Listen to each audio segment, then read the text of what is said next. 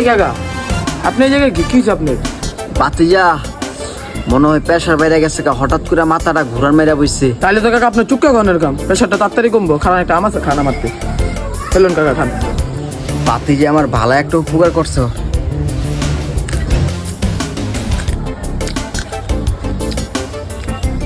বাতিজা এখন শোলটা পুরা ভালো হয়ে গেছে গা। ঠিক আছে তুই আম আনছিস কোনতে? তো ও গাছে তো আম গাছ আমি দেখি নাই। হেই কাকা, আমার বাড়িতে আম গাছ লাগে, আপনার আম খাইছে, আপনার কাছে টানছি। গোলামের ফুতান রে, কি করছস তুই? তুই আমার গাছের আম তুই আমারে খাওয়াইছস, তুই তো আমার প্রেশার আরো বাড়ায় দিছস রে।